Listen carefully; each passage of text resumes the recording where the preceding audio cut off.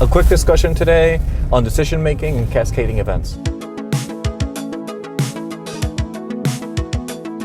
So first I want to say thank you to everybody that's been writing in on emails, notes, comments, questions. Just know that I am trying to get back to everybody.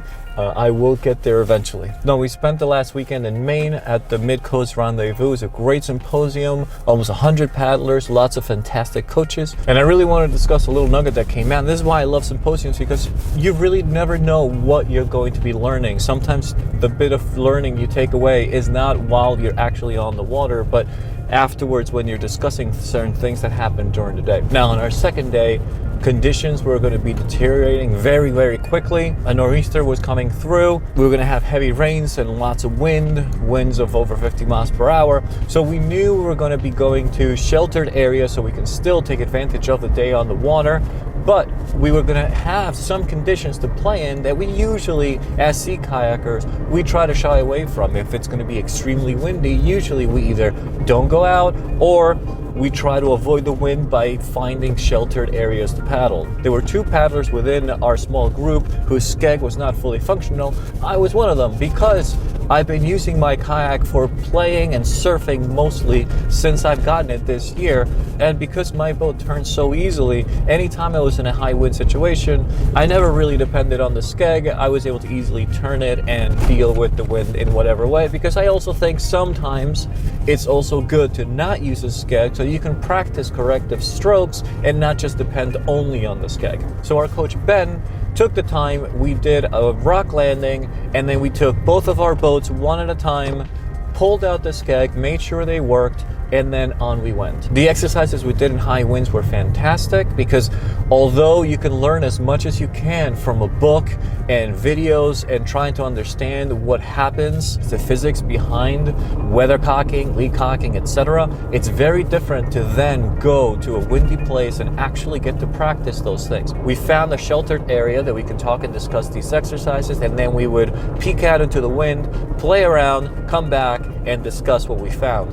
And it was very interesting to see, for example, Bruce pulled off a full turn where he almost barely paddled, because what he did was he went out into the wind, brought up the skeg, and let his kayak turn into the wind. Once it turned into the wind, he then back paddled ever so slightly, dropped his skeg, locked his stern, and then let the wind push his bow back around. So essentially he did a 360 turn with almost no paddling at all. It was mostly done with skeg work and then locking that bow and stern in turn so that the wind was really pushing the boat around in a way that he wanted to. That was really interesting, and I had a lot of fun playing and seeing how paddling forwards, paddling backwards, how I could unlock certain parts of the boat and then let the wind do the heavy lifting. But that's not the point of the discussion. The point of the discussion, once we safely landed later on, we were debriefing, and Bruce brought up the point that he really appreciated that Ben took the time to make sure that both Whitney and my skeg were fully functional before we went on with the day.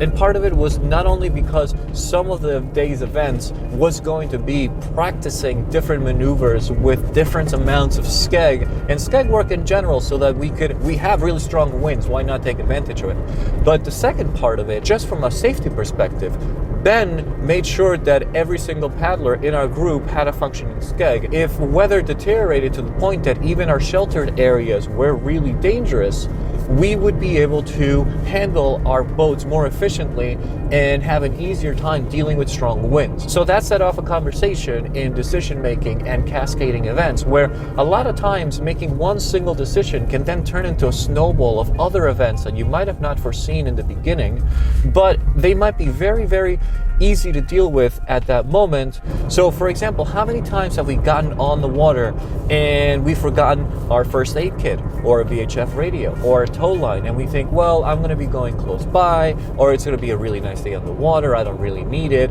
And it just led that conversation of how many times little decisions that we might make that could potentially turn into big, big problems later on if those cascading events actually all lined up in a negative way, but they could happen.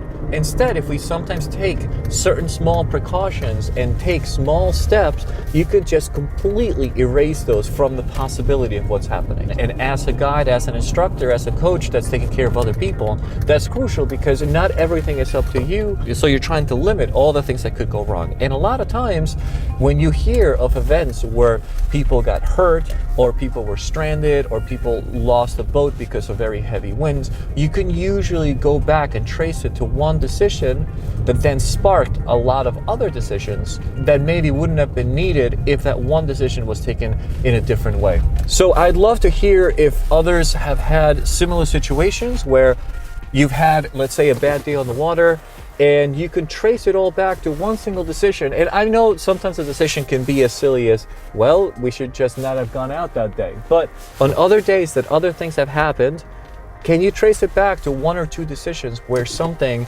just a couple of minutes of extra time, could have made a big difference in the way the events unfolded that day? So I do want to say thank you to John and Jonathan, Kelsey, and all the great coaches that were at the symposium, all the great paddlers. I met so many great people. I got to paddle with a lot of people that I hadn't seen in a long time. It was fantastic. Thank you, thank you, thank you. Please do leave a comment below if you want to learn more, or if you want to share your story. I would love to hear it. I hope that was helpful. Subscribe if you'd like. I'm always trying to put these videos out. And as always, Luke Romer, Kayak Hipster. Thank you for watching, and see you next time.